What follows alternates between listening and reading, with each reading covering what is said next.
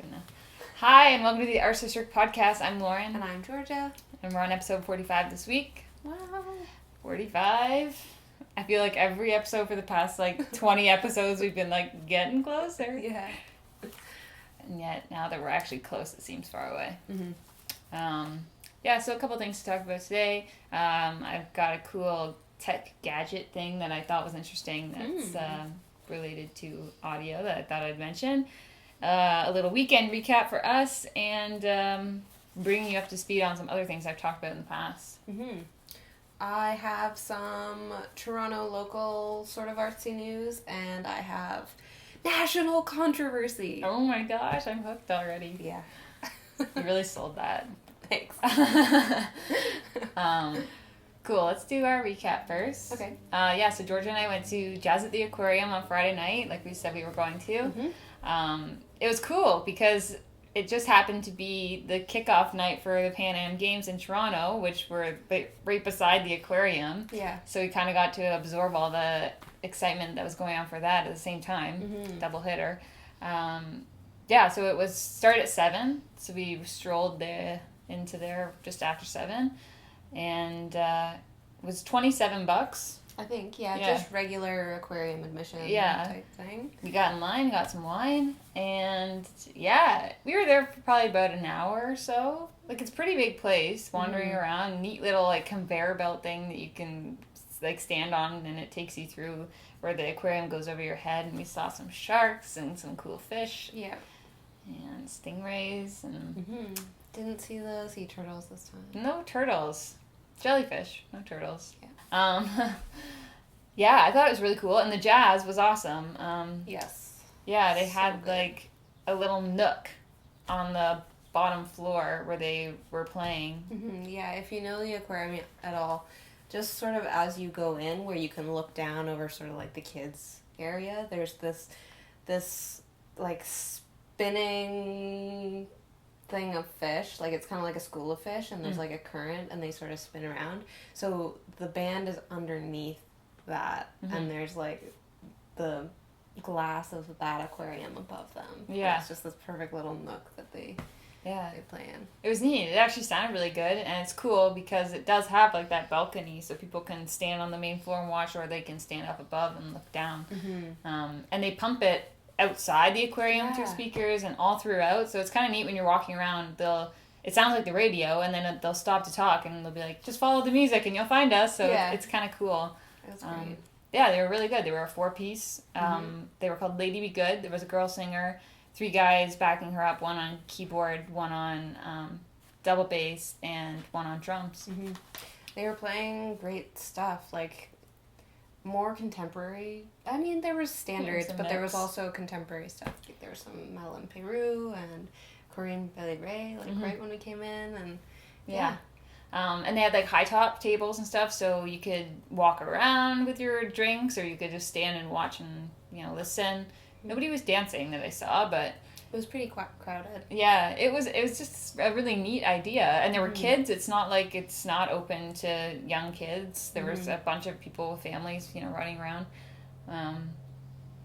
It was neat. Yeah, I would say as second time going to the aquarium, I don't know if it's just because it's the second time, but I felt like everything was not as vibrant as I remember.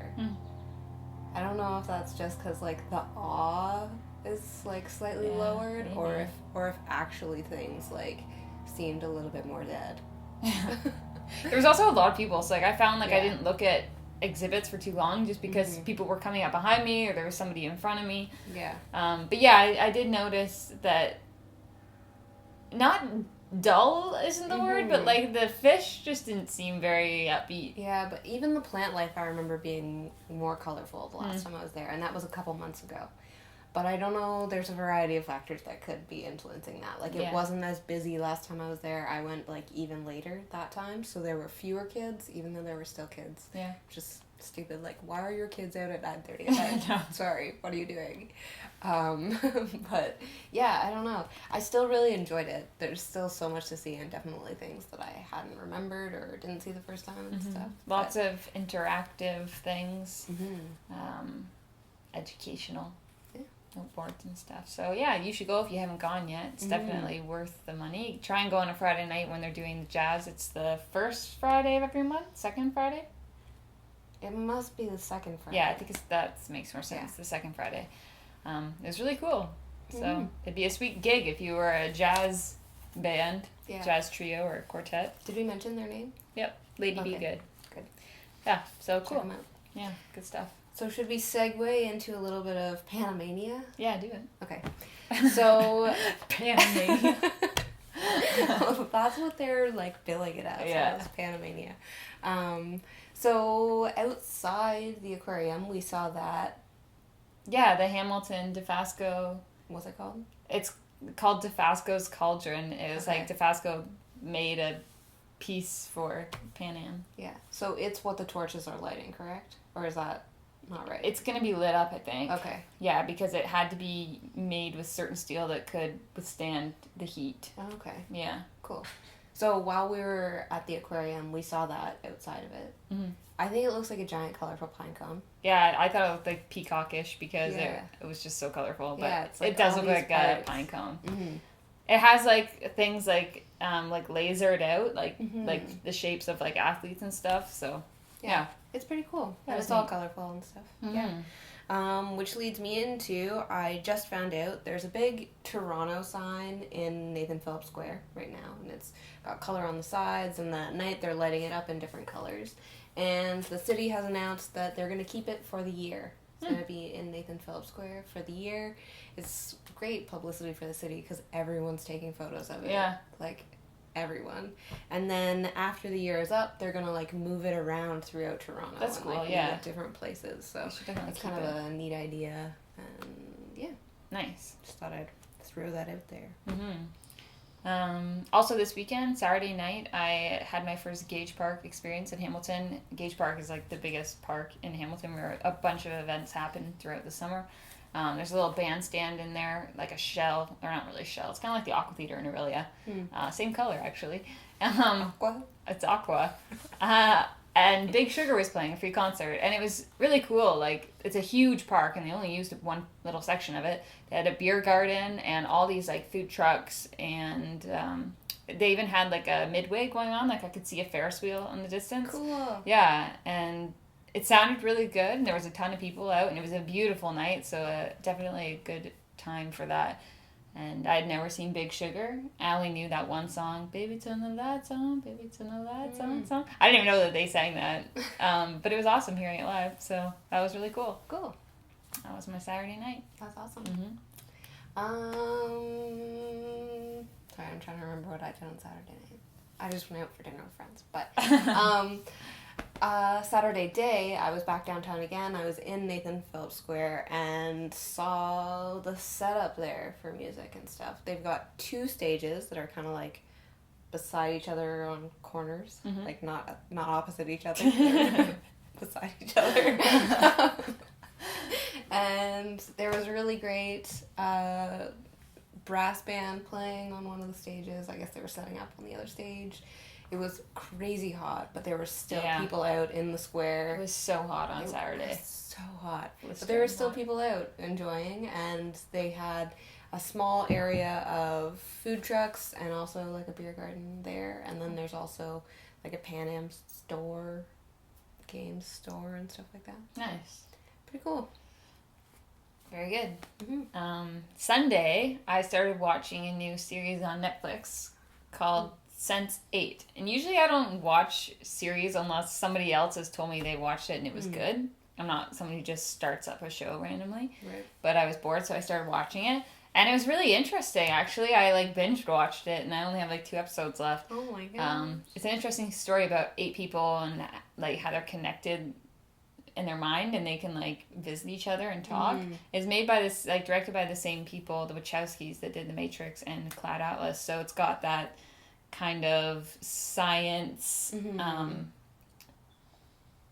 deeper thinking kind of mood. It's like arty science fiction. Yeah. Yeah. It was good. And I like the actors, so cool. I just want to mention it because it's sort of still arts and culture. Yeah.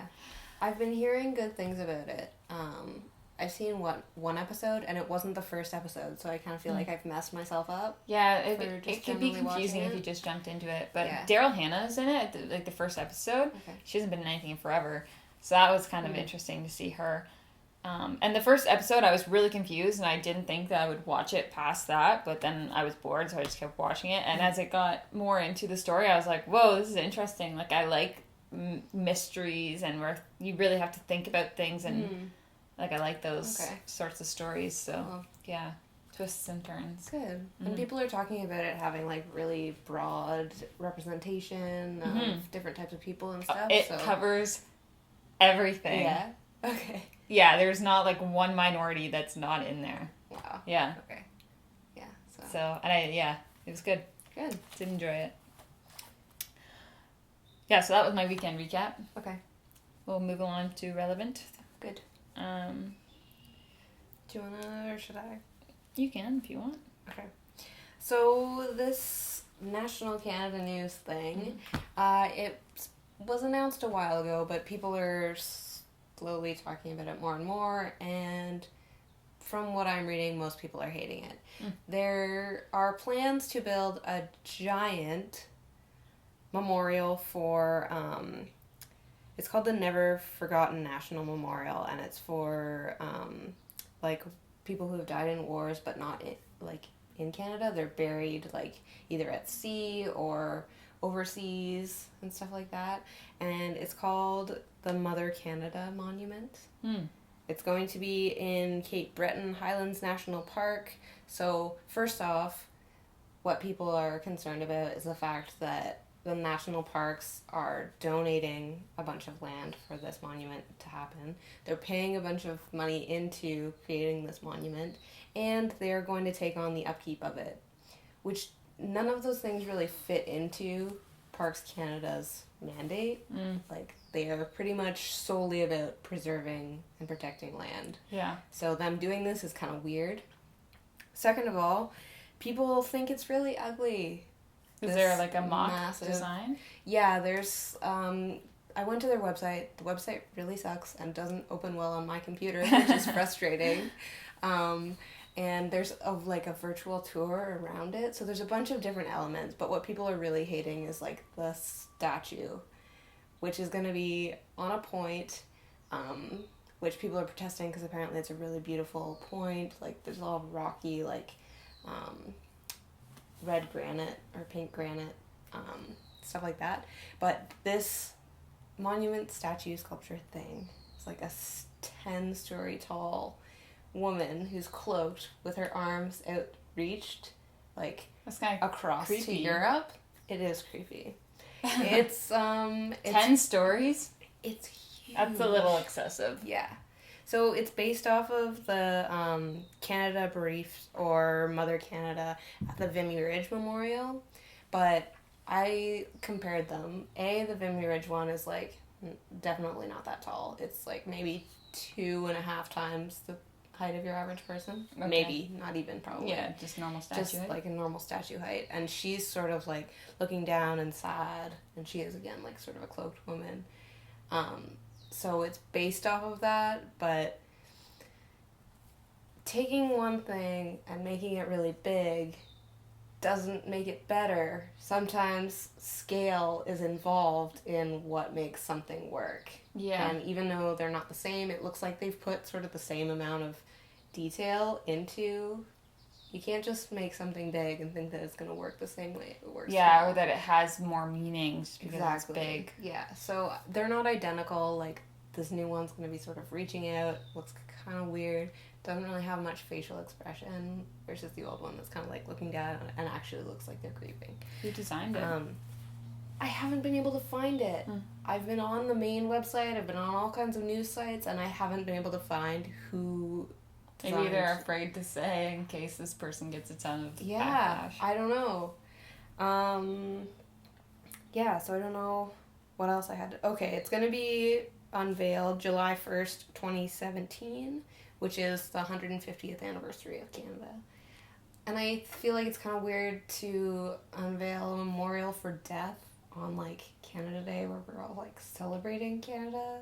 Yeah. That seems weird to me. Mm-hmm. I don't know. Yeah. I think that's pretty much all I had to say about it. I want to show you pictures and stuff. Maybe I'll put up that virtual tour of it. Yeah, It's like, do it. it's really pixely. But hopefully you guys can email us and comment and tell us on Facebook and Twitter and whatever, all the social media things, Definitely what comment. you think. Because I hadn't heard about that. I only recently, the first thing I heard about it was Canada Land podcast, which is an awesome political Canadian podcast if you're interested in that kind of thing. That's where I first heard about it, and it's been like gaining more and more traction. But I think it was announced like maybe in March, and then more recently, the end of June and into July, I'm seeing lots of articles about it. Predominantly where everyone hates it. Yeah. Especially the Globe and Mail. Globe and Mail really hates it. Well, yeah, and like Cape Breton's kind of not that accessible. I mean, it is, but like, you think they would put it in like Ottawa or, you know, like a city Well, I center. think the idea is that it's like reaching and looking out to those who were killed The ocean. outside of Canada and like buried outside of Canada and stuff. Yeah, I guess that makes sense. The only thing I'm wondering is if it's almost comparable to the way the States have the Statue of Liberty, like, except this is really sad. Like this. Yeah, because that one's linked to one on France. Yeah. Yeah. Interesting. As something you see if you're like on a boat coming into the country type thing, except like this is a memorial of people's deaths, so it's not like a really happy thing. You want to be like, oh, coming into Canada, all the people who died. Yeah. So, I don't know. Let us know what you think. See Take what a happens look there. at whatever I post or how I posted or the links down below and stuff. Okay, moving on to happier thoughts. Yeah. Last week I was in the buying mood, so I was at work and I wanted to listen to some new music, so I bought an album that I already knew about and had heard, but I wanted to own it, and I can't believe I hadn't owned it yet, bought it yet. It was the Lake Street Dive record, which I talked about many, many podcasts ago. I bought their album Bad Self-Portraits. I've been listening to it nonstop. It's one of those ones you can just put on and listen to the whole thing over and over again. Now that you even just said that song title, that song's going to be in my head for the next week and a half. It's so good. I love that song. The whole album, every single song, it's like, yes, I love this one. Yes, I love this one too. So yeah, definitely I'm glad I purchased that one. I think it was only like $7, so if you're on iTunes and you want to own it, it's called Bad Self-Portraits, 11 songs, and it's about 40 minutes of entertainment. Awesome. So yeah, you get your money's worth for sure. Another album I bought was the Walkervilles EP, Soul Brothers. We've talked about the Walkervilles before, but I don't think I mentioned that they had an EP out. It was under $6. I think it was $5.50. 6 songs, 18 minutes long. For the most part, I enjoyed it. The song that I like that they do the most is called Bag It Up, and I played a clip of it, I think, in our very first episode. Yeah, I think you remember it. And it's just really catchy and like classic sounding, so I really like that one. And there was another one called Stone Strolling that kind of had that same throwback. The other ones were also throwback, but they were more like kind of like sensual sounding, that it was almost cheesy. I was like cringing at certain points. I was like, oh my gosh, like I just want to laugh. This is so cheesy. Nice. Yeah, I wrote in my notes that it was a blend between like Barry White and Michael McDonald. Okay. Yeah, so if you can picture those two voices, you know how Barry White can sometimes be like, hey, baby, and it's just like so like slimy, cheesy. It's kind of like that, yeah. Okay. But that's just my opinion.